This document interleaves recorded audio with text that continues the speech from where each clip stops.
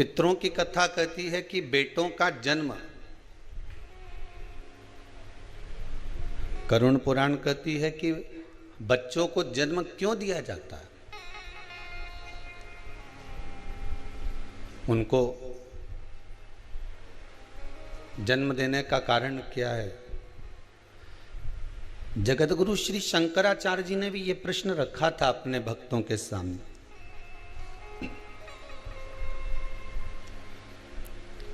पूछा गया था कि औलाद क्यों पैदा करी जाती है, औलाद को जन्म क्यों दिया जाता है।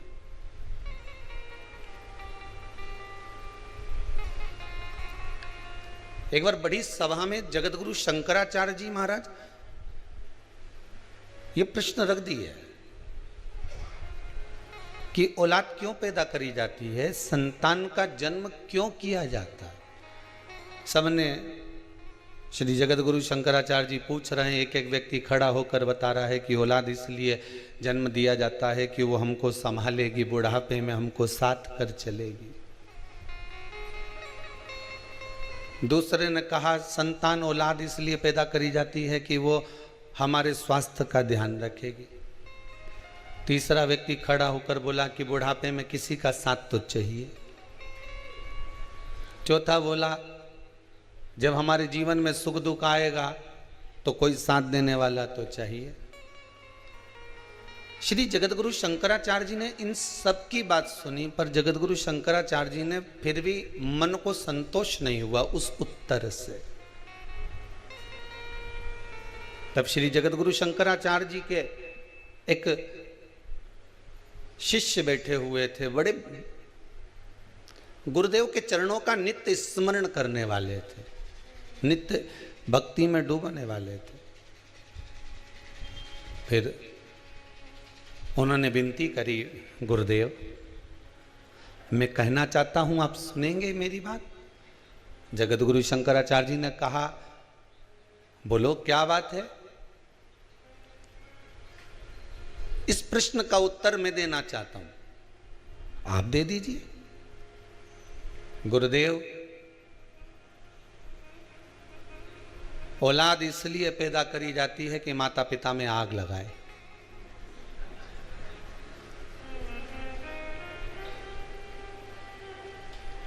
गरुण पुराण का सही मायना यही है, इसके सिवाय औलाद किसी काम की आई है। तुम्हारे कमरे में तुम सोते रहोगे, सिर दर्द होता रहेगा, औलाद अपना कमरा छोड़कर नहीं आएंगे। औलाद के सिर में दर्द होगा तो माँ दौड़कर चली जाएगी, बाप 50 बार पूछ लेगा बेटा चल मैं डॉक्टर को दिखाया हूँ, माँ कह देगी जरा चले जाओ, उसको स्वास्थ्य खराब है, उसका तबीयत खराब है, जाओ। बच्चा बीमार पड़ा हुआ है 4 दिन से, तुमसे पूछते नहीं बन रहा है। पत्नी का कहना मानकर पिता भी 4 बार जाकर पूछ लेगा बेटा कोई तकलीफ है, चल मैं तेरे को डॉक्टर को दिखा दूं, चल मैं तेरा चेकअप करवा दूं, चल मैं ऐसा कर दूं। माँ 50 बार पूछ लेती है बेटा तुझे तकलीफ क्या है, तुझे दुख क्या है। पर बहुत कम बेटे, बहुत कम होंगे। ऐसा नहीं कहता हूं कि नहीं होंगे, होंगे पर बहुत कम। जो माता पिता के सिर में दर्द भी हो तो 50 बार जाकर पूछ ले कि मम्मी क्या बात है, आज आप उदास दिख रही हो, आपका चेहरा उतरा हुआ है, कोई तकलीफ शरीर में हो तो चलो मैं डॉक्टर के पास ले चलता हूं।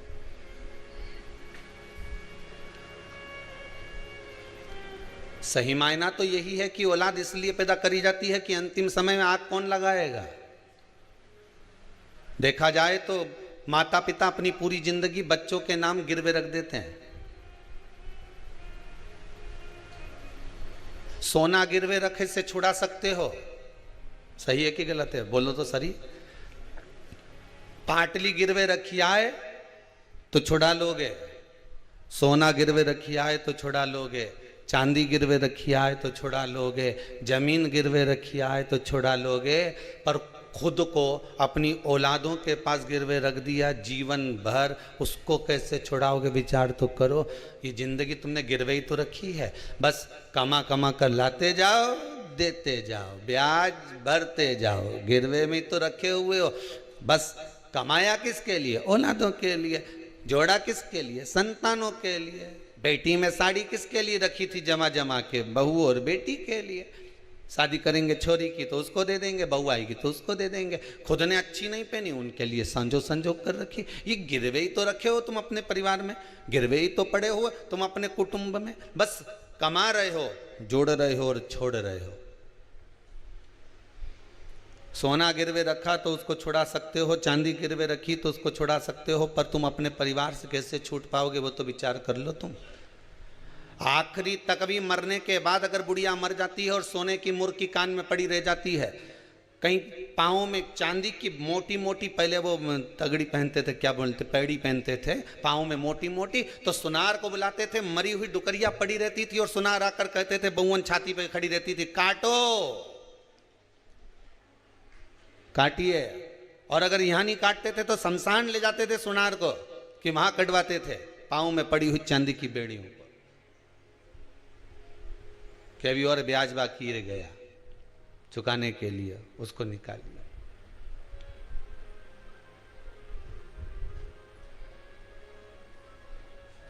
पूरी जिंदगी लगा दी आपने, पूरा जीवन, पूरा जीवन। अरे दिवाली का बम फटाका भी हमको बुद्धि देकर जाता है, बोलो सही है कि गलत है? दीपावली का बाजार करने कौन कौन जाता है, जरा हाथ तो उठाओ। और जितने लोग टीवी पर कथा सुन रहे हो, आप लोग भी तो दिवाली का बाजार करने जाते होगे। आस्था चैनल पर कथा श्रवण कर रहे हो तो दिवाली का बाजार तो करने जाते होगे। तो दिवाली का बाजार करने जाओ तो बच्चे को दीपावली के बाजार में क्या अच्छा लगता है? तो क्या ये फटाका दिलवा दो। बोले बोले कि नहीं बोले बच्चा, ये फटाका दिलवा दो, ये रस्सी बम दिलवाओ ने, सुतली बम दिलवाओ ने, माने ये वाला बम दिलवाओ ने मुझे, ये बुलेट बम दिलवाओ ने मुझे, फुलझड़ी दिलवाओ ने मुझे, ये रस्सी बम दिलवाओ। बच्चों को प्रिय लगता है। आप भी बड़े हो, आपको भी बाजार में लेने जाओ, कभी कपड़ा कभी सामान, तो आखिरी में तुम फटाका लेकर आओ कि नहीं आओ? 500 का लाया, 1000 का लाया, 2000 का लाया, 400 का लाया, 200 का लाया, पर लाया तो सही। अरे बोलो तो सही, लाए कि नहीं लाए? कितनी उमंग से लाए, कितनी उत्साह से लाए। किस लिए लाए? कि पटाखा लाए हैं तो छोड़ेंगे। सही है कि गलत है? पटाखे लेकर आए हो तो छोड़ेंगे, इसको फोड़ेंगे, इसको छोड़ेंगे, सब मिलकर छोड़ेंगे। चलो अब फटाखा लाए 500 का, 1000 का, 2000 का, 4000 का, और इतने सारा फटाखा लेकर आए। अब फटाखा छोड़ने का जब समय आया तो फिर फटाखा तुम 500 रुपए का लेके आए थे न, रस्सी बम ने, सुतली बम इतना महंगा लेकर आए थे, और फटाखा जब इतना महंगा लेकर आए हो तो छोड़ो, छोड़ो कि नहीं छोड़ो तुम? अरे बोलो तो सही, छोड़ो ना। कैसे छोड़ो?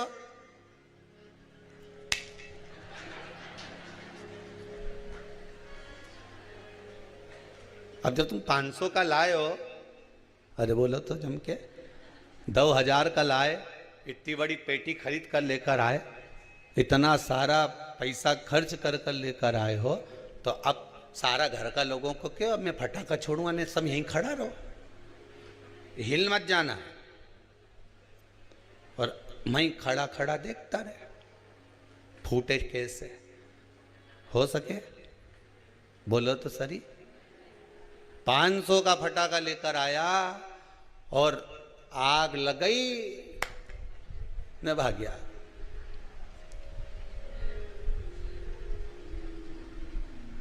पांच सौ का फटाका लाया, आग लगाई और भागा।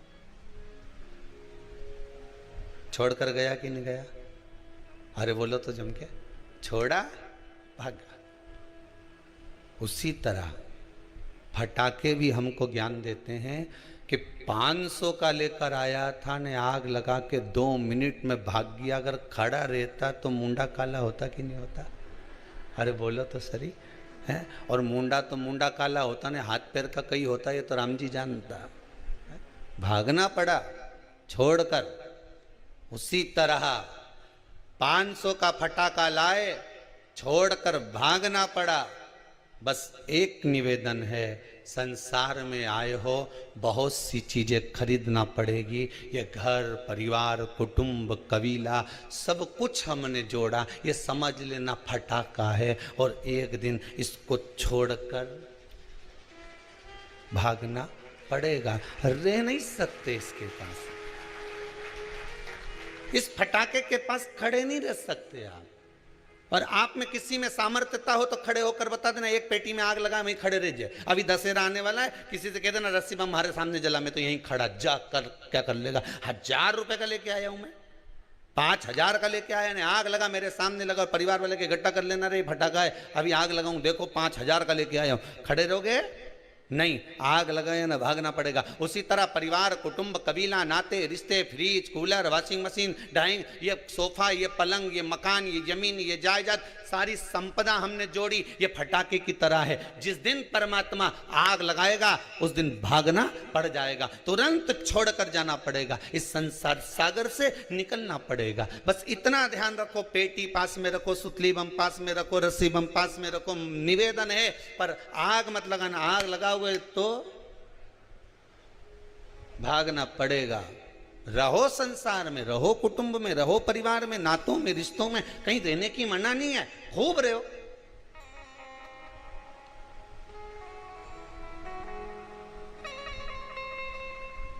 सबसे बड़ा आश्रम कौन सा? जम के बोलिए जरा। गृहस्थाश्रम। जितने लोग टीवी पर कथा सुन रहे हैं सब सावधानी से ध्यान से सुनना। सबसे बड़ा आश्रम कौन सा? गृहस्थाश्रम। कोई तुमसे कहे साधु बन जाओ, कि हम तो नहीं बने दादा। कोई तुमसे कहे सन्यासी बन जाओ, तो कहने रेन दे दादा, तुम्हारा पांव पड़े, सारा साधु सन्यासी हम तो खूब देखिया, हमें नहीं बनना। कोई बोले तुमसे साधक बन जाओ, तो हमें वे भी नहीं बनना। कोई तुमसे कहे कि कोई तपस्वी बन जाओ, जोगी बन जाओ, सन्यासी बन जाओ, तो कि हम तो वे भी नहीं बने दादा, हम तो घर में 2 रोटी बनाए खाएं। तो कोई तुमसे कहे कि नर्मदा के घाट पे जाके बैठ जाओ, रेन दे दादा, घर के बाहर बैठो तो बस योर वाला महाराज चिल्ला चिल्ला के बोले, मत तुम क्योंकि नर्मदा के घाट बैठ जाओ, रहने दे तू तो। फिर कहीं का बोले कि गंगा के घाट पर जाकर बैठ जाओ, हम तो घर में भले मन चंगा कटोते में गंगा।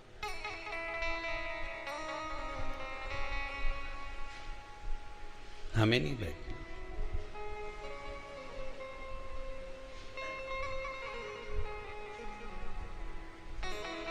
फिर कहाँ रहोगे? तो कहा जैसे मीरा घर में रहती थी, नामदेव जी घर में रहते थे, रामकृष्ण परमहंस जी घर में रहते थे, संत तुकाराम जी घर में रहते थे, मुक्ताबाई घर में रहती थी, कर्माबाई घर में रहती थी। भगवान उसको मिला कि नहीं मिला? मिला ना। ऐसे ही हम भी घर में रहेंगे। घर में रहना कोई सरल बात है? अरे भैया, माना कठिन है घर में रहना, पर घर में ही तो भगवान मिलेगा। यशोदा रानी को मिल गया, नंद बाबा को मिल गया, मेरे दशरथ जी महाराज को मिल गया, कौशल्या मैया को मिल गया, तो मुझे क्यों नहीं मिलेगा? मिलेगा तो मेरे ही घर में, क्यों नहीं मिल सकता? रहो घर में। बस इतना याद रखो, जैसे किसी एक सेठ जी के लड़के की शादी, सेठ जी ने कहा एक से बढ़कर एक आइटम आना चाहिए, बैंड देखो कहां का जोरदार है, कैसा वहां का बैंड जोरदार है, उसी को बुक करो। हलवाई कहां का जोरदार है, कैसा वहां का हलवाई जोरदार है, उके बुक करो। बोलो सही है कि गलत है? जिसके यहाँ अच्छी शादी होती है, खूब पैसा खर्च करे तो अच्छा अच्छा चुन चुन के लाए। तो किसी ने कह दिया साहब दूल्हा काय पे बैठेगा, तो कि घोड़ी पे बैठेगा, तो घोड़ी ढूंढो। तो क्या साहब घोड़ी तो वो वहां की जोरदार थी साहब, ऐसी घोड़ी क्या जोरदार, दूल्हा ऊपर अगर बैठ जाए तो लगे कि दूल्हा। अगर शादी करो नहीं छोरा की तो घोड़ी तो उनंकीला ना सा। अच्छा ऐसा क्या हुआ घोड़ी में? अरे क्या जोरदार घोड़ी ने दूल्हा जब बैठे तो ऐसो लगे, नहीं तो शादी मत कर जो साहब, घोड़ी लाओ तो उनंग की लाना, घोड़ी लाओ तो उधर की लाना, नहीं तो तुम तो शादी मत करो छोरा की, इतना पैसा खर्च करो ने घोड़ी में क्यों लाओ? तो इतने में सेठ जी बोले चलो घोड़ी बुक करने चलते हैं। और सेठ जी गए, सेठानी गई, और सब मिलके घर वहां पर जाके बात करी कि भैया तुम्हारे यहाँ घोड़ी है? कि हाँ है। तो शादी में दो क्या? तो क्यों नहीं देंगे, कितना पैसा लोगे? तो कि पैसे की बात तो बाद में हो जाएगी, कोई दिक्कत नहीं, ले जा, पर शर्त एक है। क्या? घोड़ी पे कौन बैठेगा? दूल्हे का बाप बोला मेरा छोरा बैठेगा। घोड़ी पे बैठने के लायक है कि नहीं? इतना में तो बाप के गुस्सा आ गया, बता घोड़ी पे तो दूल्हा ही बैठे नहीं, छोरा ही बैठे, बैठने के लायक है कि नहीं? जब उसका बाप इतना पैसे वाला तो छोरा भी तो पैसे वाला, क्यों नहीं बैठने के लायक है? नहीं, घोड़ी पे बैठने के लायक तो है, पर शर्त इतनी सी है कि मेरी जो घोड़ी है वो 3 बार उछलती है। यहां से चलेगी, दरवाजे पे पहुंचने से पहले 3 बार उछलेगी, एक बार धीरे से उछलेगी, दूल्हा समझ जाएगा, अरे इतना तो हमारा छोरा समझदार है। दूसरी बार उछलेगी, थोड़ी दम के उछलेगी, इतना भी समझ जाए। इतने में तीसरी बार जब उछलेगी ना, फिर तो हमारे भी बस की नहीं रहे। फिर छोरा का फर्ज है कि जैसे उछले वैसे कूद जा, और नहीं कूदा तो इसके बाद जो घसीट के ले जाए नहीं, और जगह जगह से ने दोची पड़े, फिर हमारी गारंटी नहीं है। आप बोलो तुम्हें घोड़ी चाहिए कि नहीं चाहिए, तो क्या साहब हम फोन पे बता देंगे, हम घर जा ही दिया। अब घर जाके इनने विचार करा तो सारा रिश्तेदार मिलने आया, तुम तो साहब माँ गए थे घोड़ी बुक करने के लिए। हाँ साहब, तो क्यों नहीं करी? जब तक घोड़ी नहीं करो नहीं तो शादी मत कर, जो घोड़ी होए तो वहीं की होए। अभी कई की घोड़ी साहब 3 बार उछके, और आखिरी बार उछले जब तो कूदना पड़ेगा, नहीं कूदो तो फिर वो तो जगह जगह से घसीट दे, पूरा सत्यानाश मिला दे वह घोड़ी। नहीं साहब, घोड़ी करो तो वहीं की करो। सारा पत्नी ने भी कह दिया, जी कर लो ना, घोड़ी करने में क्या जाने, कर तो लो, पर वो उछके 3 बार, और 3 बार उछलने में, और तीसरी बार समझदार होगा तो कूद जाएगा। पहले छोरा से पूछ लो कूदे कि नहीं कूदे। तीसरी बार में अगर ये कूद जाए तो मेरे को घोड़ी करने में दिक्कत नहीं है। इससे पूछो पहले छोरा से। तो छोरा से पूछा, क्यों रे थारी शादी करे ने घोड़ी पे तुझे बिठाए ने, तीसरी बार में कूद ही जाएगा हो? अब ये तो बोल दिया कि हो, और ये जो घोड़ी पे बिठाया ने तीसरी बार में, पहली बार में तो जो कूदी तो ये बड़ा अच्छा लगा, कहीं उछली जोरदार, और दूसरी बार में जो उछली तो बापड़ा गिरता गिरता बच्चिया फिर भी दम से, और तीसरी बार में तो घोड़ी जो उछली तो कूदिया नहीं पड़ा, नहीं कूदा तो घोड़ी ने के पाँव में फंसा लिया, और फंसा के जो लई ने दौड़ी ने सब दूर से घसा पसा कर दिया पूरा, सब दूर से। अब तो पहचान में नहीं आए कि ये दूल्हा है कि बावर्ची है, पहचान में नहीं आया। बस ये घोड़ी की कथा नहीं, ये अपनी कथा है। गृहस्थ आश्रम में चलते चलते सबको घोड़ी पर बैठना है। 3 बार घोड़ी उछलती है, बचपन, जवानी और अधेड़ी। जिसने अधेड़ी तक संभल लिया, बुढ़ापा सवर गया। बचपन में उछलेगी घोड़ी, तब थोड़ा संभलना है। बचपन में माँ बाप संभाल लेंगे, बेटा गलत तो नहीं जा रहा, गलत संगत में तो नहीं पड़ रहा, संभलना है। जवानी आएगी, घोड़ी उछलेगी। अभी तो हम कॉलेज में पढ़ रहे हैं, तो क्या फेसबुक पे बात नहीं करे?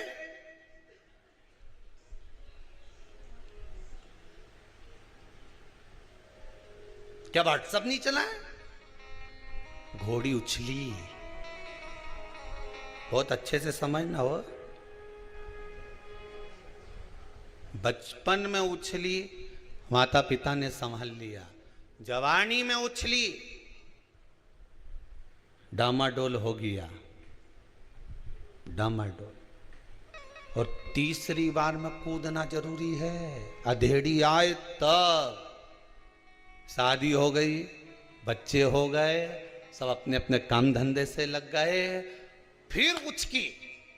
बस जब बच्चे काम से लग गए, परिवार सही हो गया, धन दौलत तुमने कमा कर दे दिया, सत्ता ला कर दे दी, सबको सब लायक कर दिया, अब तुम्हारा फर्ज है कि घोड़ी से उचक जाओ, चलो परमात्मा की ओर। तीसरे नंबर पर जब घोड़ी उचके, सब अपनी अपनी जगह सेटल हो जाएं, सब अपनी अपनी जगह काम पर लग जाएं, तो उचक कर परमात्मा के पास चले जाना, उचक कर भगवान की शरणागति में चले जाना, शिव के चरणों में जाकर बैठ जाना, भगवान की भक्ति में जाकर बैठ जाना। और अगर नहीं बैठे तो घोड़ी रपेटना जानती है, अर्थात अधेड़ी अगर बेकार हो गई, बुढ़ापा बिगड़ जाएगा, बुढ़ापा बेकार हो गया तो अगला जन्म बिगड़ जाएगा। कई लोग हैं अगला जन्म बिगड़ गया लोगों का, कहीं हाथ बेकार, कहीं पाँव बेकार, कहीं शरीर बेकार। किसी से जाकर पूछें गुरुजी बताओ ये हमारे यहाँ बच्चा हुआ ऐसा क्यों हुआ, बेटी हुई ऐसी क्यों हुई, भाई हुआ ऐसा क्यों हुआ, कुटुंब में ऐसा क्यों हो गया,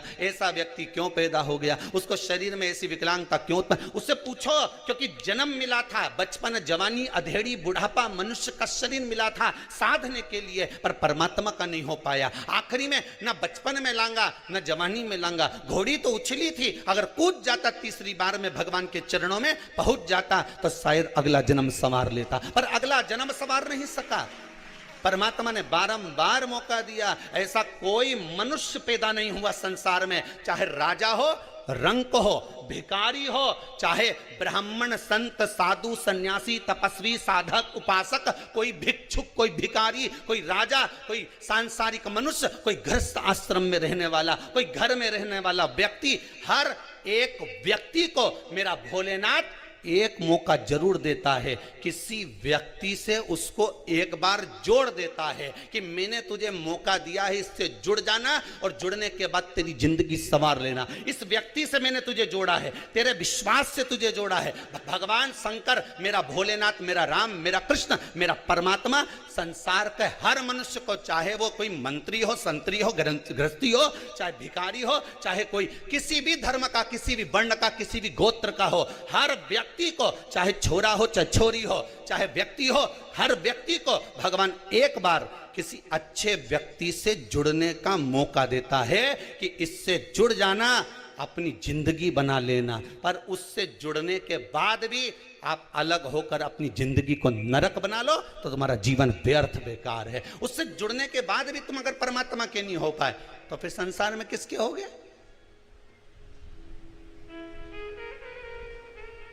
जन्म लेने वाले मनुष्य को भगवान एक मौका जरूर देता कि अपनी जिंदगी संभाल ले। अभी तुझे मौका है, मैंने तुझे कहां से लाकर, किस भूमि से लाकर, किस जगह छोड़ा था, किस जगह से लाकर किस व्यक्ति के पास छोड़ा था। उस व्यक्ति के पास रहकर तू अपना जीवन बना सकता था, पर तूने अपना जीवन नहीं बनाया। मौका दिया परमात्मा ने, पर हमारा अहंकार, हमारा अभिमान, हमारी अहमता हमको जुड़ने लगी। हमारा काम, हमारा लोभ, हमारी आसक्ति, हमारी तृष्णा, हमारा विषय हमें जुड़ने नहीं दिया। आसक्तियों में फंस गए।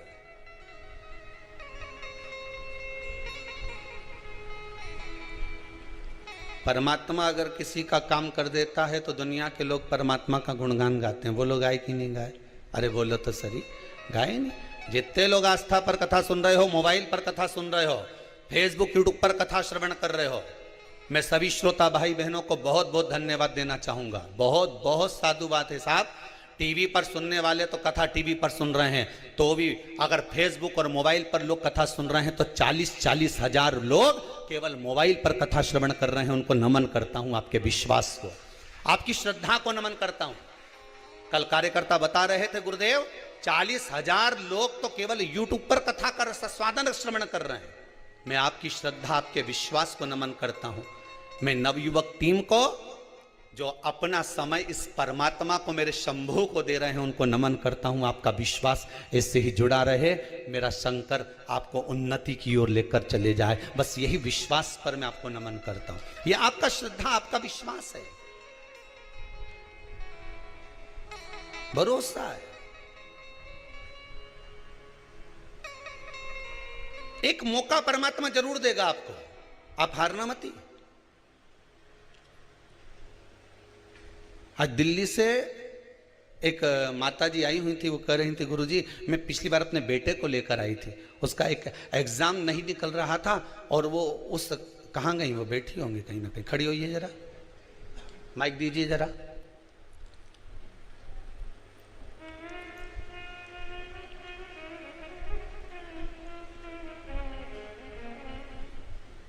कहाँ से आई हैं दीदी आप? चालू करिए उसको। कहाँ से आई हैं? चालू है, चालू दे दो। दिल्ली से आई थी। दिल्ली में कहाँ रह रहे हैं? दिल्ली में सादरा। कैसे आना हुआ आपका? मैं उस पे आई थी शिवरात्रि, श्रावणी शिवरात्रि पे आई थी।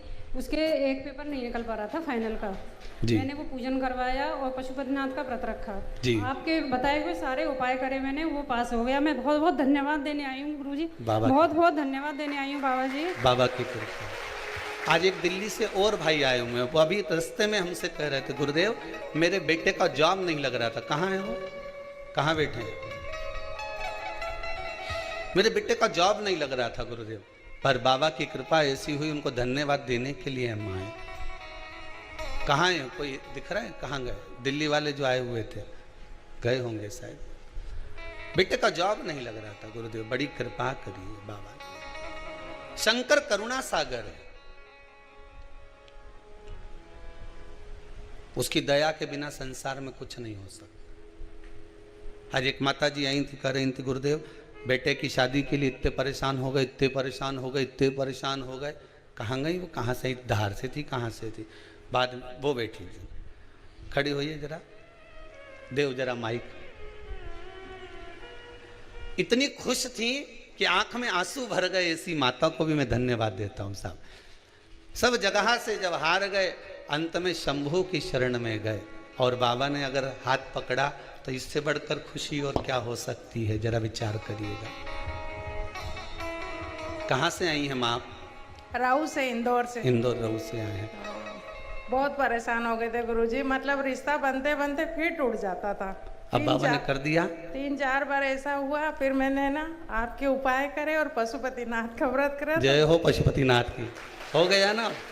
दूसरे ही सोमवार को रिश्ता पक्का हो गया और अब शादी भी हो गई। जय हो भोलेनाथ जी की जय हो। बेटी हो बेटी। बहुत बहुत धन्यवाद प्रभु जी। एक अहमदाबाद से कोई आए हुए हैं, बड़ा सुंदर व्याख्यान कर रहे थे। अहमदाबाद वाले कहाँ हैं? खड़े होइए जरा, पहुंचाइए जरा माई। आज खुशी इस बात की है कि आप लोग इतने प्रसन्न होकर आए हो ना कि दिल खुश हो गया। कि आनंद किसको कहते हैं कि यहाँ मालूम पड़ता है। कहाँ से आए आप? हर हर महादेव, अहमदाबाद से आया हूँ गुरुजी। अहमदाबाद में कहाँ से आए? रानी पार्टी सर्कल जी। आज आपके चेहरे पर बड़ी खुशी थी, किस बात की खुशी थी? खुशी तो सबसे बड़ी है कि पूर्ण जन्म दिया है, वापिस जन्म मिल गया। वापिस जन्म। पिछली साल कोरोना में मैं इतना डर गया था कि मेरे जीजा जी और जीजी साथ में आए जी, उनको भी घर पे नहीं आने दिया मैंने। ओहो, किसी को भी घर पे नहीं आने दिया। मेरी एक दुकान थी वो भी बंद कर दी जी, पैसे भी नहीं लिए किसी से मैंने जी। और पिछली साल से सावन के महीने से पैसे खत्म हो गए जी। उसके बाद में मतलब पैसे ऑटोमेटिक आते रहे घर में। किसी के पास से कोई 1 रुपया भी नहीं लिया कहीं से। बाबा देता रहा। बाबा ऐसा देता रहा कि घर में अभी भी पैसे रखे हैं। जय हो, बहुत बहुत धन्यवाद। बाबा की कृपा आप पर ऐसी बनी रहे। बैठिए, विराजिए। शिव कृपा करे, करुणा करे मेरा दयालु, तो उसकी करुणा में कोई कमी नहीं होती। केवल ये 3 ही नहीं, यहाँ पर इतने लोग आए हुए हैं बाबा की कृपा से। आपका विश्वास आपको लेकर आया है, भरोसा लेकर आया। इस धरा पर अगर आप आए हैं तो हमारा तो विश्वास है। जो नहीं भी आए उनसे कहते हैं कि शिव महापुराण की कथा आप दिल से श्रवण करना। जो नवयुवक बच्चे हैं, कंपटीशन एग्जाम में बैठ रहे हैं, इंटरव्यू देने जा रहे हैं, नौकरी के लिए जा रहे हैं, मैं उनसे भी कहूंगा बेटा एक बार इस शिव महापुराण की कथा को भले मोबाइल पर सुनो, टीवी पर सुनो, अपने घर पर बैठकर सुनो, चाहे कहीं पर भी बैठकर सुनो, पर इस पितृ मोक्ष शिव महापुराण की कथा को एक बार जरूर सुनना। तो काल सर्प दोष, पितृ दोष, आहूत दोष, वासुक दोष, सारे दोष मिट जाएंगे और तेरा जॉब जरूर लगेगा। तो पास होगा, उत्तीर्ण होगा, अग्रण्य बढ़ेगा, चिंता मत करना। तो बाबा पर विश्वास रखकर आगे बढ़, बस शंभू का नाम लेकर। भगवान स्वयं कथा कह रही है कि परमात्मा एक मौका देता है आपको जुड़ने का। अगर आप जुड़ गए तो परमात्मा आपको ले जाकर कहीं अच्छी जगह छोड़ देता है, अच्छी जगह।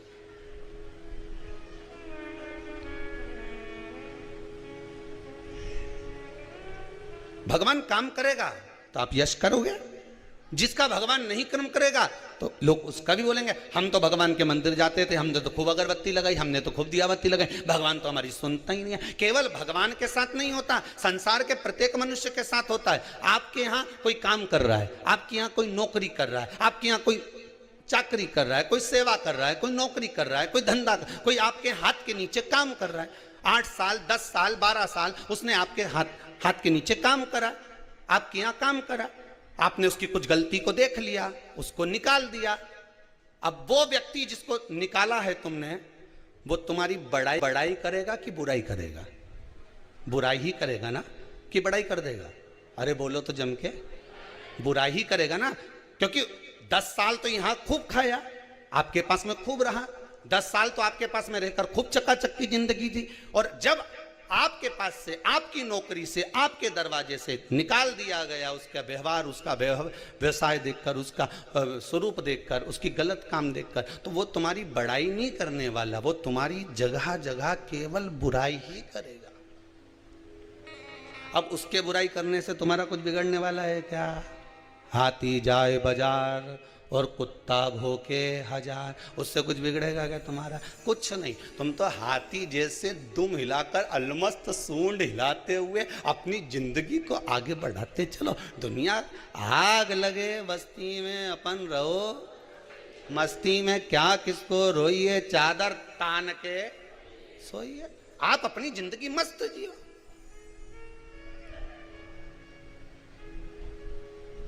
दुकान किस किस की है? हाथ उठाओ जरा, जिन जिन की दुकान है, बस धर लो। जितने आस्था पर कथा सुन रहे हो, दुकान तुम्हारी भी होगी ना।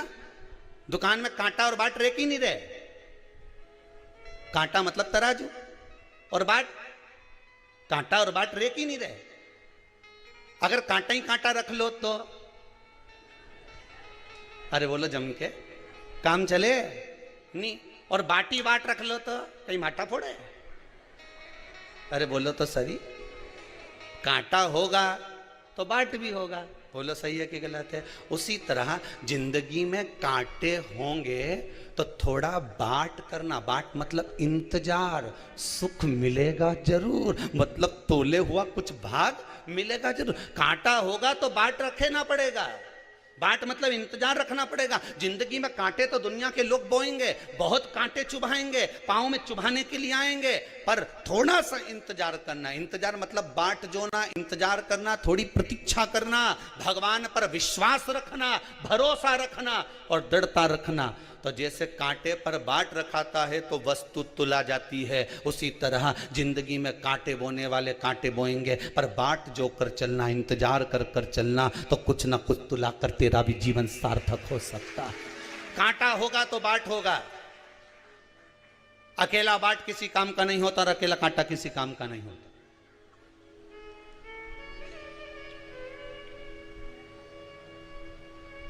वो किसी काम का नहीं।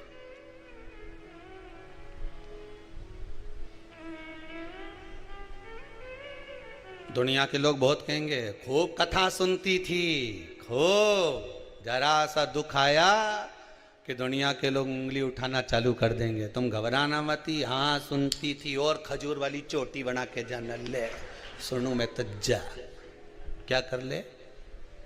अब दुख आन पड़ा, इतनी तकलीफ आई, क्या कर लिया तेरे बाबा महादेव ने? तो क्या उसने करा तभी तो इतनी शान से जी रही। और आपसे निवेदन है, पहले भी कथा में कहा, दुख कितना भी आए, कितना भी आए, पर चेहरे से स्माइल मत जाने देना। तुम्हारी स्माइल तो ना जाने कितनों को घायल कर जाएगी, ना जाने कितनों को। दुनिया के लोग कहेंगे, इतना दुख आने के बाद कर्जे में लदालूम पड़ी, दुकान नहीं चल रही, फैक्ट्री बिकने में पड़ी, सारा मकान बैंक में पड़ा, इसके बाद भी इसके चेहरे पे इतनी स्माइल। सारा रिश्तेदार उनके अटैक आ जाएगा बापड़ी के देख देख के कि इतनी प्रसन्नता कहां से ली आई? इतना कर्जा बैंक में लोन में पड़ा, ये पड़ा वो पड़ा, बहू सुने नहीं, बेटी ऐसी बेटा वैसा, दुनिया के लोग कितना ही उंगली उठाए, पर शंकर की कथा अपनी जिंदगी में उतार कर रखना। स्माइल में कमी मत आने देना, प्रसन्नता में कमी मत आने देना, भगवान के भजन में कमी मत आने देना, भगवान की भक्ति में कमी मत आने देना, शंकर के स्मरण में कमी मत आने देना, शंकर के गुणनवाद में कमी मत आने देना, शंकर की कथा में कमी मत आने देना। मेरे चेहरे पर ये चमक, ये दमक, ये फुल वन में महक, सब कुछ भोलेनाथ की दी हुई है। कर्जे में हूं तो क्या हुआ, एक दिन तो उबारेगा। तुम्ही ने दर्द दिया है, तुम्ही दवा देना। उसने दर्द दिया है, उसने दुख दिया है, उसने तकलीफ दिया है, उबारेगा भी भाई। क्यों रोऊं मैं, किस लिए रोऊं मैं?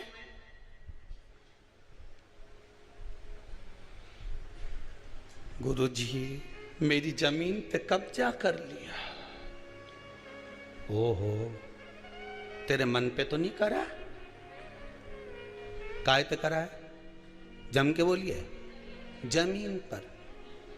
गुरुजी मुझे बताया ही नहीं, रजिस्ट्री करा ली। कोई बात नहीं, तेरा भाग्य पे तो रजिस्ट्री नहीं कराई। अरे बोलो तो सही, कराएगा? तेरा मन, तेरी बुद्धि, तेरा चित्त सब ले जाके भगवान पर सौंप दे, फिर देखें वो रजिस्ट्री काम आएगी कि ये रजिस्ट्री काम आएगी। फिर देखा जाए वो काम आएगा कि ये काम आएगा। संसार के लोगों से व्यवहार निभाओगे तो एक ना एक दिन धोखा खाओगे, पर मेरे महादेव से व्यवहार निभाओगे तो दुनिया के लोगों के मुख चुप करके ऊपर बढ़ते चले जाओगे। संसार के लोगों से व्यवहार नहीं निभाना। संसार के लोगों में तो ऐसे रहना जैसे जल में कमल का फूल रहे। मेरे अवगुण दोष समर्पित हो सरकार तुम्हारे चरणों में। हमें परिवार में, नातों में, रिश्तों में, कुटुंब में, कबीले में सबके साथ रहो, कमल के फूल के जैसे रहो। कमल का फूल के नीचे कितना कीचड़ ले, पर फूल कितना जोरदार रहनी। ओके, देखते से तोड़ने का मन करे, जो तोड़ने जाए वो पहले कीचड़ में धस जाए, जब पहले धस। कमल के फूल के तोड़ने जाए। भगवान कहते हैं मेरा भक्त जो मेरा स्मरण करता है, मेरे शंकर कहते हैं जो मेरे मंत्र में डूबा रहता है, जो शिव महापुराण में हमेशा डूबा रहता है। रात को भी मन नहीं लग रहा तो मोबाइल में कथा सुनने बैठ गए, दिन में मन नहीं लग रहा तो कथा सुनने बैठ गए। अभी 2-4-8 दिन नहीं आई ना तो लोगों की नींद नहीं आई। सियोर वाला महाराज कब कथा सुनाएगा, राम जी कब कथा आएगी। तो हमारे कार्यकर्ता बोले यहाँ से ऑफिस में से कि और भी तो आ रही कथा, वो सुन लो। नहीं, सियोर वाला कब आएगा? नहीं तो कथा सुनो, मना नहीं, पर मन नहीं लगे। खानो नहीं भावे मन, पीनो नहीं भावे रे। कल एक माता जी ने लिख के भेजा है, क्या नाम है, रामेती बाई लिख के भेजी है रतलाम से। गुरु जी को धन्यवाद देना, अगर श्राद्ध में कथा नहीं आती तो मुझे पूड़ी और खीर भी नहीं भाती। धन्य है रामेती बाई थारे।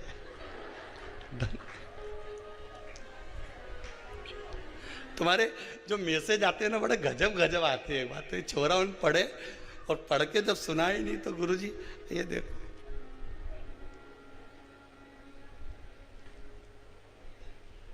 एक तो दादा हमें तो लिखना नहीं आया, नहीं तो हम ऐसे टाइप कर करके भेज दें। अब माला जपे कि टाइप करें यही समझ में नहीं आता।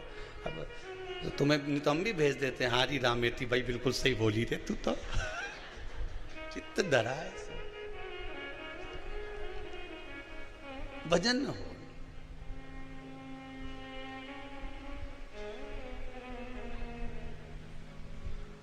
कहे कहने वाला कहे, पर अगर भोले बाबा का सहारा न होता तो दुनिया में कोई हमारा न होता।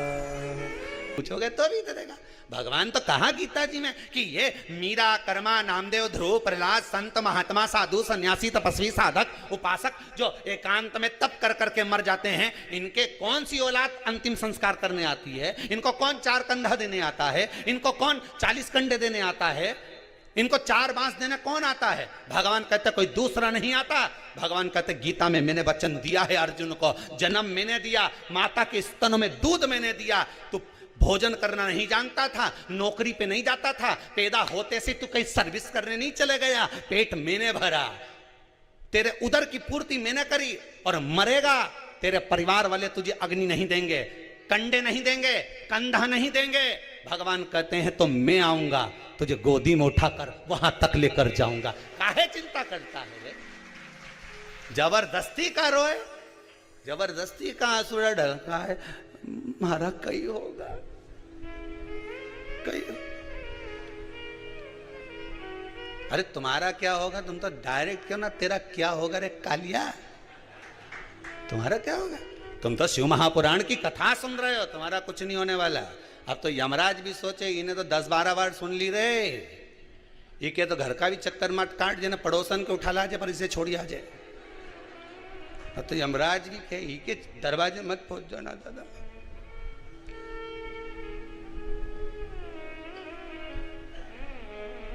यमराज बनावे बंदी और काया हो गई गंदी, मेरे प्राण छूटे भोलेनाथ तो तू नंदी लेकर। भगवान से प्रार्थना करना कि हमें आग लगाने वाला नहीं ढूंढना है, हमें हमारी अज्ञानता को जलाने वाला ढूंढना है, जो हमारे भीतर की अज्ञानता को जला दे। देव ऋषि नारद कितना श्रीमन नारायण करते थे, बोलो सही है गलत है? कि मैं तप करने जाऊंगा, शिव महापुराण में लिखा है, तप करने गए, अहंकार बढ़ गया, जिसको देव अधिदेव महादेव नहीं जीत पाए उस कामदेव को मैंने जीता। यह अज्ञानता नहीं तो क्या?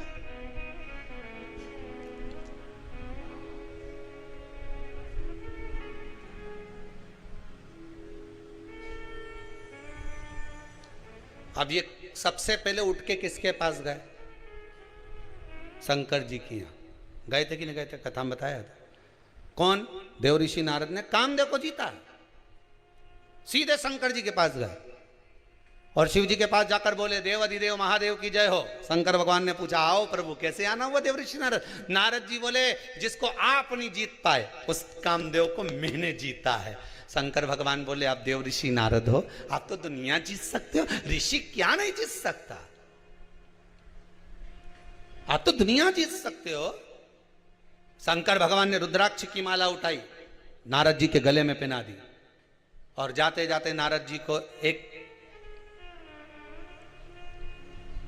फ्री की एडवाइस दे दी, अकल, फ्री की अकल,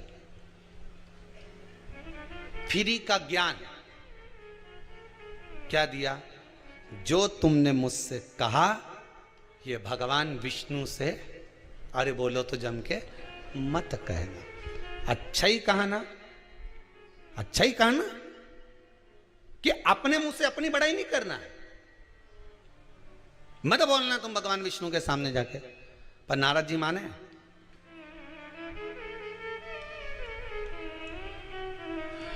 फ्री की चाय बटे तो भीड़ लग जाए रे, बोलो सही है कि गलत है? और मैं लिखा रे फ्री की चाय तो थोड़ी तुम कई पी रहा हो यहाँ होटल पे अंदर फ्री में, बोलो सही है कि गलत है? फ्री की कचौड़ी बटे तो अरे बोलो जम के भीड़ लग जाए। फ्री का कम्बल बटे तो ये सो जोरदार कम्बल, कहीं जोरदार, कितना का लिया? फ्री में मिल रही है, चलिए जा।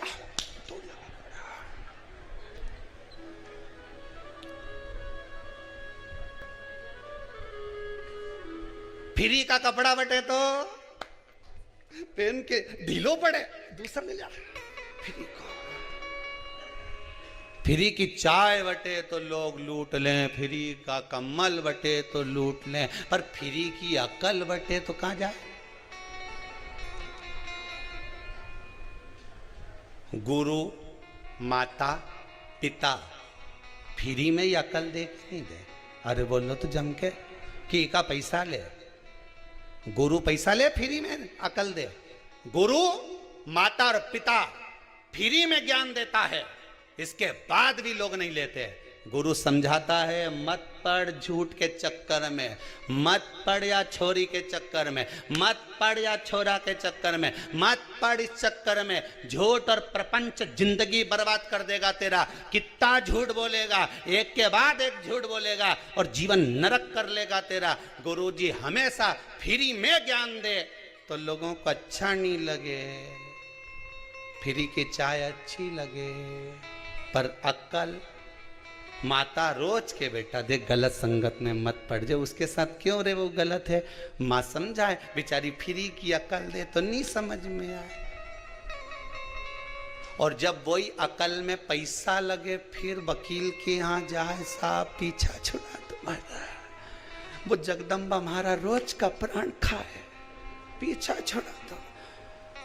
और जब फ्री में माँ कहती थी कि सिर मत चढ़ा, तो हमारी घरवाली हमारे सिर नहीं चढ़ाऊ।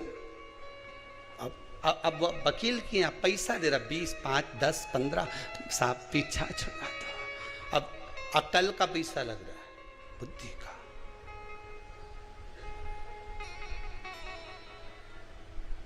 गुरु माता पिता फ्री में ज्ञान देते हैं, कौन सा तुमसे पैसा ले? अरे गुरुजी बराबर तो जीवन में कोई नहीं हो सकता, सदगुरु बराबर दुनिया में कोई नहीं हो सकता। एक कथाकार जब कथा करने बैठता है व्यासपीठ पर, जितने कथाकार कथा करने बैठते हैं ये अपनी तिजोरी का माल लेकर बैठते हैं। उनकी तिजोरी है श्रीमद् भागवत, शिव पुराण, रामायण, और इस तिजोरी के माल को भरे मंच से लुटाना प्रारंभ करते हैं कि राम नाम के हीरे मोती मैं बिखराऊं गली गली, ले लो रे कोई, अरे जम के तो बोलो, ले लो रे कोई राम का प्यारा, शोर मचाऊं गली गली। एक कथाकार, एक संत, एक महात्मा, एक जोगी, एक सन्यासी, एक तपस्वी, एक साधक, एक व्यास वक्ता कथा करने बैठता है तो अपनी तिजोरी का माल लुटाने बैठता है कि तुम्हें लुटा रहा हूं, ले लो, अभी भी मौका है, ले लो। जैसे वो रात के चिल्लाए, सीटी बजाए, जागते, अरे बोलो तो चमके, जागते रहो। अब उसको क्या पड़ी आधी रात को चिल्लाने की कि जागते रहो? उसको मालूम है ये कोई जगह है, तो सो रहे। उसी तरह गुरु जी भी दिन में चिल्लाते हैं, जाग जाओ, अभी कुछ नहीं बिगड़ा, राम कृष्ण शिव कहीं नहीं गया, तुम्हारी तिजोरी का माल कोई लूट के ले जाएगा, जाग जाओ। इस हृदय में राम और कृष्ण और शिव को बिठा लो, नहीं तो कब लुट जाएगी ये तिजोरी। श्वास जाती जा रही है, जा रही है, पूरी तिजोरी लुटती चली। बचा लो, अभी भी मौका है।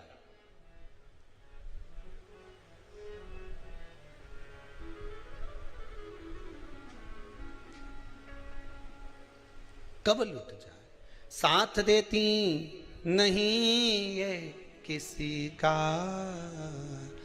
क्या भरोसा है इस जिंदगी का। श्वास रुक जाएगी चलते चलते, क्षमा बुझ जाएगी जलते जलते, दम निकल जाएगा रोशनी का, क्या भरोसा है इस जिंदगी का, क्या भरोसा है इस जिंदगी। बड़ी मुश्किल से मिला है जीवन, बड़ा मुश्किल।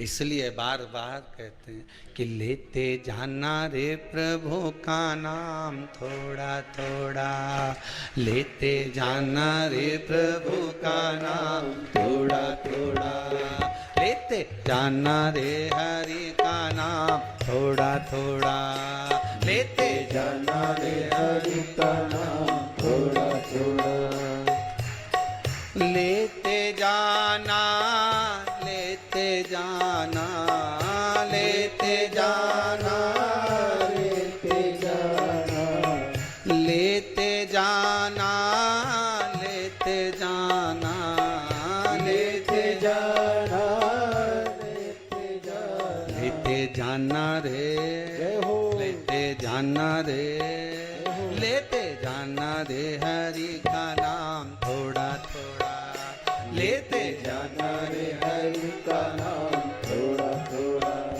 लेते जाना रे प्रभु का नाम थोड़ा थोड़ा, लेते जाना रे प्रभु का नाम थोड़ा थोड़ा। भाव से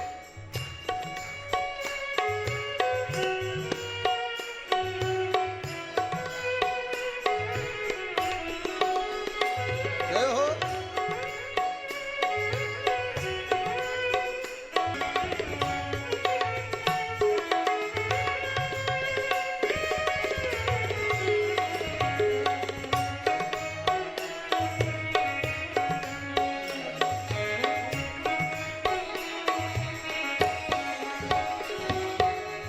लेते जाना मत घबराना, लेते जाना मत घबराना, ओ लेते जाना मत घबराना, लेते जाना मत घबराना, लेते जाना रे, लेते जाना रे हरि का नाम थोड़ा थोड़ा, लेते जाना रे हरि का नाम थोड़ा थोड़ा, लेते जाना रे प्रभु का नाम थोड़ा थोड़ा, लेते जाना रे प्रभु का नाम थोड़ा थोड़ा, लेते जाना, लेते जाना, लेते जाना, लेते जाना, ओ लेते जाना, लेते जाना, लेते जाना, लेते जाना, लेते जाना रे,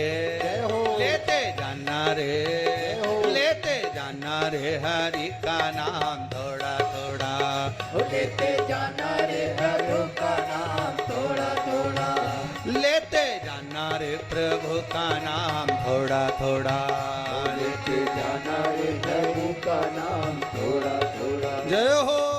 थोड़ा थोड़ा रे, थोड़ा थोड़ा रे, थोड़ा थोड़ा रे, थोड़ा थोड़ा, लेके जाना रे, हो जाना रे, लेके जाना रे प्रभु का नाम हर भोले, लेके जाना हो।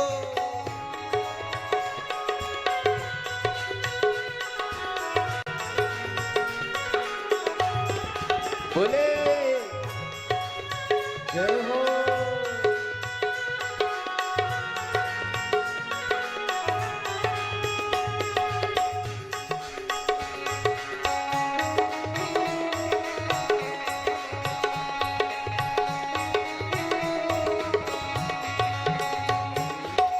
लेते जाओ, लेते जाना मत घबराना, लेते जाना मत घबराना, लेते जाना रे, लेते जाना रे, लेते जाना रे हरि का नाम थोड़ा थोड़ा, लेते जाना रे हरि का नाम थोड़ा थोड़ा, लेते जाना रे प्रभु का नाम थोड़ा थोड़ा, लेते जाना रे हरि का नाम थोड़ा थोड़ा, थोड़ा थोड़ा, थोड़ा थोड़ा, थोड़ा थोड़ा, थोड़ा थोड़ा, ओ थोड़ा थोड़ा, थोड़ा थोड़ा, थोड़ा थोड़ा, थोड़ा थोड़ा, लेते जाना रे, लेते जाना रे, लेते जाना रे हरि का नाम थोड़ा थोड़ा, लेते जाना रे जाना रे प्रभु का नाम थोड़ा थोड़ा, लेते जाना रे प्रभु का नाम थोड़ा थोड़ा, लेते जाना रे हरि का नाम थोड़ा थोड़ा, लेते जाना रे हरि का नाम थोड़ा थोड़ा, लेते जाना रे प्रभु का नाम थोड़ा थोड़ा, लेते जाना रे प्रभु का नाम थोड़ा थोड़ा, जाना रे हरि का नाम थोड़ा थोड़ा, लेते जाना रे हरि का नाम थोड़ा थोड़ा। बोल विश्वनाथ भगवान की। भगवान का नाम स्मरण कर कर बढ़ोगे, जीवन सार्थक होगा। देव ऋषि नारद को कितना समझाया भगवान ने, कितना ज्ञान उपदेश दिया। अरे नारद जी, आपको कहकर भेज रहे हैं, बिल्कुल ध्यान रखना। आप ये बात मुझे कहो, ये भगवान से मत कहना। पर कौन ने माना? देव ऋषि नारद सीधे भगवान विष्णु के पास जाकर कह दिए, सीधे जाकर कह दिए भगवान विष्णु को। पहुंचते ही भगवान विष्णु जान गए कि नारद जी ने, देव ऋषि नारद आज निंदा कर रहा, करेगा निंदा करने वाला भी करे।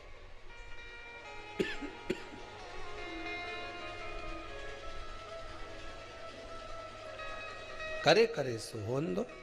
अब देव ऋषि नारद को लगा कि भगवान विष्णु को इतनी बड़ी बात कही, और इतनी बड़ी बात मैंने देव ऋषि नारद मन में सोचे कि मैंने भगवान विष्णु को कही, और भगवान मेरी बात को तो लिए ही नहीं। निंदा करने वाला व्यक्ति, कोई अगर किसी पर उंगली उठाए तो पहले विचार कर लेना कि ये सत्य बोल रहा है कि असत्य बोल रहा है। विचार करिएगा।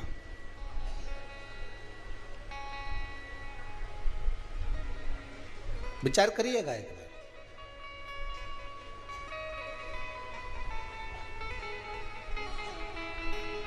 कल कथा में कहा था, अच्छाई देखोगे तो ढेर अच्छाई मिलेगी, और बुराई देखोगे तो ढेर बुराई मिलेगी। एक बार जब भगवान राम जी महाराज अयोध्या में आ गए, राम राज्य स्थापित हो गया, तब राम जी महाराज जब शाम के समय पर टहलने के लिए निकले, तो अयोध्या के एक विद्वान ने राम जी महाराज को रोक लिया। रुकिए महाराज, यहीं पर आपसे कुछ बात करना है।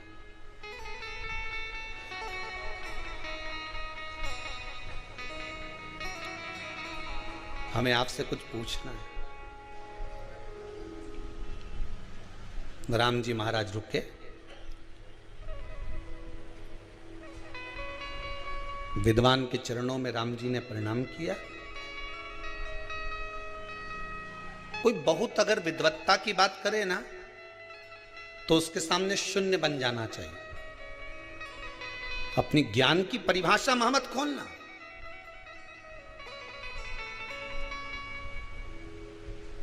अपनी पोटली को, अपनी तिजोरी को कहां खोलना है, वो भी स्थान बताया गया है। जिस समय भगवान के चरणों के प्रति रुचि नहीं हो, उसके सामने कभी भगवान की बात मत करो। जो भगवान को मानता ही नहीं, उसके सामने क्या भगवान की बात करना।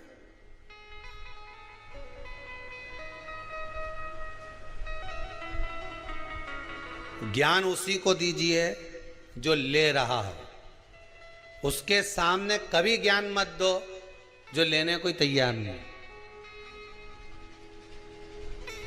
कितनी अच्छी अच्छी बात रावण और दुर्योधन को समझाते थे, फ्री की एडवाइस देते थे, फ्री का ज्ञान देते थे, कितना समझाते थे, अच्छी अच्छी बात बताते थे, तो इसके समझ में आती थी।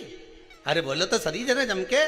ये जितना लोग तुम आस्था टीवी पर कथा सुन रहे हो, जितने लोग मोबाइल पर सुन रहे हो, इनको कितना ज्ञान दिया बेचारे के नाना जी भी बोला रावण का, तो नाना भी बोला रे सुधर जा रे हो 10 मुंडा का सुधर जा। तेरे को समझाऊं, अच्छे से समझा रही हूँ, समझ जा। मैं लंकेश मत कर, अभी भी तेरे को समझा रहे। नाना जी बोला, इतना डोकरा आदमी, बूढ़ा आदमी बोला कि समझ जा रे। अच्छा वो तो वो की धर्म पत्नी भी समझाई बेचारी मंदोदरी भाई, कितना किया, समझ जाओ स्वामी। पर ये फ्री की एडवाइस जिसे समझ में आए, अच्छी बात अगर किसी के क्यों नहीं, तो के वो पटना की बोलूं कि काली मिर्ची बोलूं? तुम बोलो, वो बोल दूं? पटना की लग जाए वह मिर्ची, लाल मिर्ची लग जाए उसे तुरंत। अच्छी बात अगर कहीं का बोला, समझाने की बात तुमने किसी को की और रुके लगे। इतना भी मूर्ख नहीं है हम हो। जितनी अकल तुम दे रही हो नहीं, जितनी तुम अकल हमको दे रहे हो नहीं, इतनी तुम में पहले की भरी। रावण भी उसके नाना जी से बोला, नाना जी तुम्हारा एक मुंडा, मेरा 10, अब बता अकल की में बड़ी। और नाना जी बेचारा चुप हो गया, खांसने लगा। बेचारा छोरी मारे पानी पिलाई रही कि चक्कर भी नहीं पड़ूंता था। अकल उसके दी जाए जिन्हें अकल में हो थोड़ी बहुत, जिसकी विवेक में समा जाए। अब ये तो कि हमारा 10 मुंडा और तुम्हारा 1 मुंडा, अकल तुम 1 मुंडा से दोगे, हमारे तो 10 मुंडा की अकल। अपन किसी की अच्छी अकल दो नहीं तो उसे पटना की मिर्ची लगे, उसे मिर्ची लग जाए। बताओ, हमें ज्ञान दे रहा है, हमें जैसे अकल ही नहीं है। समझाने वाला मम्मी समझाए छोरा के तो छोरा ही कह दे, अपनी अकल अपने पास रखो। तुम मुझे क्या मूर्ख समझती हो? इतना कॉलेज में पढ़ रही हूँ, इतना लोगों के चले ही रहा हूँ, मम्मी तो मुझे जानती नहीं है। मम्मी बोले यही तो समझा रही कि तू दूसरे के मूर्ख बनाना छोड़ दे, तू तो खुद मूर्ख छोरा। अभी के कौन समझाए? पर ये कि हमारा तो 10 मुंडा, हमें नहीं चाहिए किसी की अकल, हम तो खुद विद्वान।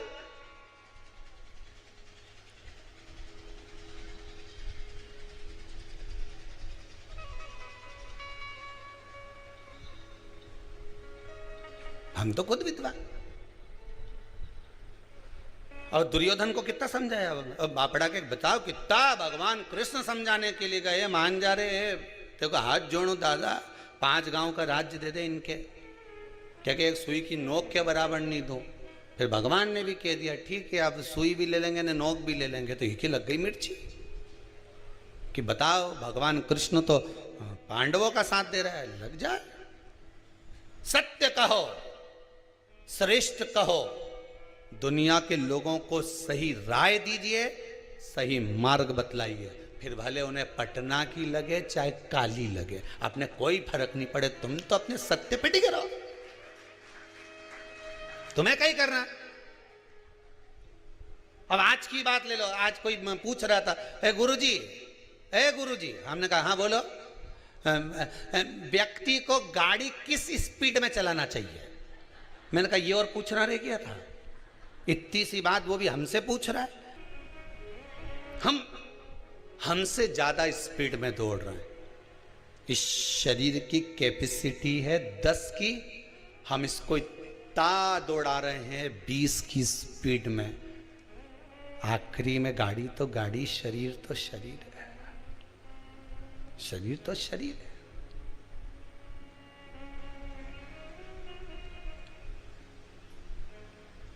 आठ बजे से दुकान पे बैठ गया, 9 बजे तक उठ नहीं रहा। बाद में के हमारे स्लिप डिस्क हो गया, हमारा गुड़िया खसक गया। डॉक्टर के यहाँ गया, डॉक्टर साहब बोले पट्टा बांध लो। डॉक्टर ने एक बात नहीं बोली कि पट्टा बांध लो, डॉक्टर बोला। किसी संत के पास जाता तो एक ही बात कहता, शिव महापुराण का पट्टा बांध ले। शिव पुराण में जाके बैठना चालू कर दे। अब दुकान उकान सब छोरा छोरी के दे दे, डोकरा भी गया, अब कई काम का नहीं दादा। अब भगवान का भजन करो, जीवन में मिला है जितनी श्वासें मिली भगवान की भक्ति में लगाओ। काम करो मना नहीं है, दिल से करो। दुकान चलाना है खूब चलाओ, व्यापार करना है खूब चलाओ, तुम्हारा शरीर चले तब तक चलाओ, पर साथ में शिव नाम गाते जाओ, राम नाम गाते जाओ, भगवान कृष्ण का भजन गाते जाओ। ये जीवन का कोई ठिकाना, कोई ठिकाना नहीं। कौन सा भरोसा? अब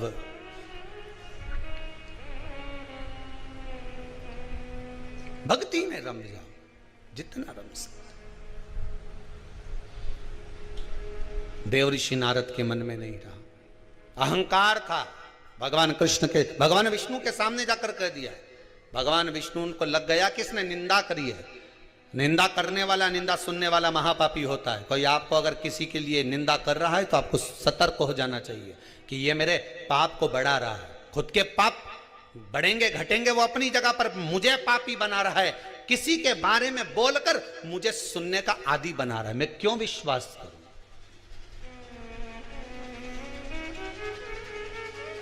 क्यों?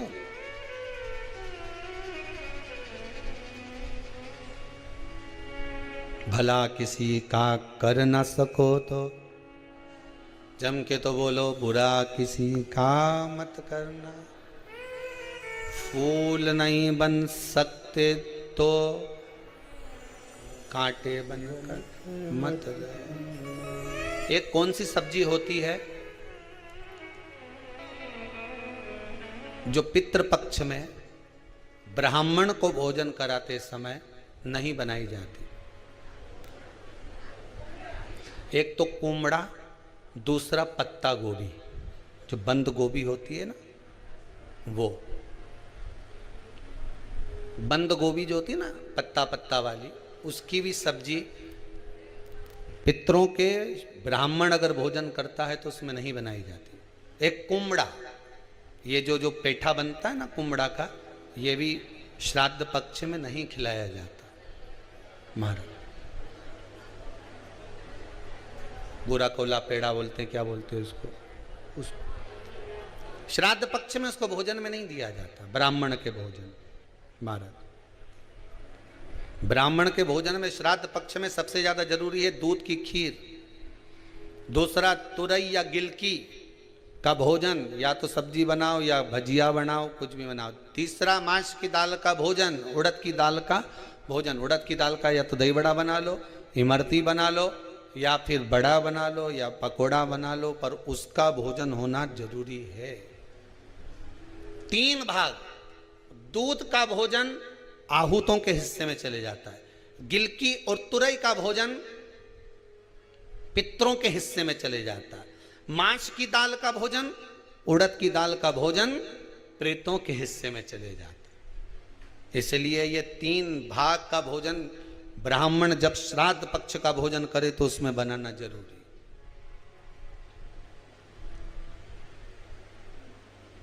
बहुत जरूरी। आपके यहां जब श्राद्ध हो भोजन अवश्य मिले। कई लोग कहते हैं गुरुदेव जब हम गया जी से आ जाएं तो क्या ब्राह्मण भोजन कराना जरूरी है? क्यों नहीं, कराओ, क्यों नहीं करा? क्या गाय की रोटी निकालना जरूरी है? स्वान की रोटी निकालना जरूरी है? कौवे की रोटी निकालना जरूरी है? हम कहते हैं अगर श्राद्ध गया जी का हो गया तो भले कौवे की मत निकालो, पर गाय की, स्वान की, ब्राह्मण जन की भोजन प्रसादी जरूर। देखिए जब ज्यादा घर में पितृदोष हो ना, ऐसा लगे कि पितृदोष बहुत ज्यादा है, 1 रुपये कमा रहे हैं, 1.25 रुपये खर्च हो रहा है, हाथ में पैसा नहीं टिक रहा, दुकान 4 दिन अच्छी चल रही है, फिर व्यापार डाउन हो जाता है, कोई पैसा लेकर भग गया, नहीं दे रहा, कहीं कर्जा मात्रा बढ़ गई है, ये पितृदोष के लक्षण है कुछ। इसमें आपके घर में जो भी रुद्राक्ष पड़ा हो, जो भी रुद्राक्ष रखा हो, क्योंकि संभाल के तो आप रखते नहीं, पटक देते हो यहां में, जो भी रुद्राक्ष आपके घर में रखा हुआ, एक पानी के पात्र में उस रुद्राक्ष को डाल दीजिए, उसमें 1 चावल का दाना डाल दीजिए। महाराज परिंदा जहां होता है, मटका, हंडा या रसोई घर में आपका जो पानी भरने का स्थान होता है, जिसको आरो वारो क्या क्या लगा के रखते हो, उसी के कहीं पास में उस कलश को रख दीजिए, ऊपर से उसको ढक दीजिए। शाम के समय सुबह रखा 10 बजे से 12 बजे के बीच में, शाम के समय प्रदोष काल में भगवान शंकर का नाम स्मरण कर कर ओम नमः शिवाय बोलकर, श्री शिवाय नमस्तुभ्यम बोलकर, या महामृत्युंजय मंत्र का स्मरण कर कर, या गायत्री मंत्र का स्मरण कर कर, जो मंत्र आपकी बुद्धि में विवेक में समाहित हो उस मंत्र का नाम लेकर राम कृष्ण हरि जो बोल सकते हो, एक घी का दिया अवश्य प्रज्वलित करें, लंबी बाती का। कौन सी बाती का? फूल बत्ती का नहीं, गोल बत्ती का नहीं, लंबी बाती का। बत्ती का मुख दक्षिण की ओर। कहां पर होना चाहिए? दक्षिण की ओर, ना पूरब ना पश्चिम ना उत्तर। बत्ती का मुख कहां हो? दक्षिण की ओर। जैसे श्राद्ध पक्ष में ब्राह्मण को जब भोजन कराते हैं तो ब्राह्मण का मुख श्राद्ध पक्ष के भोजन कराते समय अगर पूरब पश्चिम और उत्तर का होता है तो श्राद्ध के भोजन का फल नहीं मिलता, उसका मुख दक्षिण का होता है। तो हमारे घर के जितने भी पितर उस तिथि में गए होते हैं सबको उसका भाग मिल जाता है और पितृदोष समाप्त हो जाता है। इसलिए ब्राह्मण का मुख श्राद्ध पक्ष में भोजन कराते समय दक्षिण का होना चाहिए।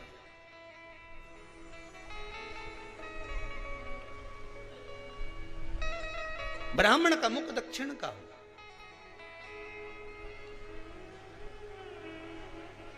यहां तक शास्त्र कहता है महाराज, अगर गौ माता को श्राद्ध पक्ष में अगर भोजन दे रहे हो तो गाय का मुख अगर दक्षिण का है, गाय का, आपका मुख भले उत्तर का हो, गाय का मुख दक्षिण का हो, आपका मुख भले पूरा पश्चिम कहीं का, गाय का मुख अगर दक्षिण में, अगर आपने दक्षिण में गाय को खड़ी कर रखा है और दक्षिण में उसका मुख और आप भोजन दे रहे हो तो शास्त्र कहता है कि किसी पिंड की जरूरत नहीं पड़ती, गाय स्वतः कल्याण कर देती है, गौ माता स्वतः कल्याण।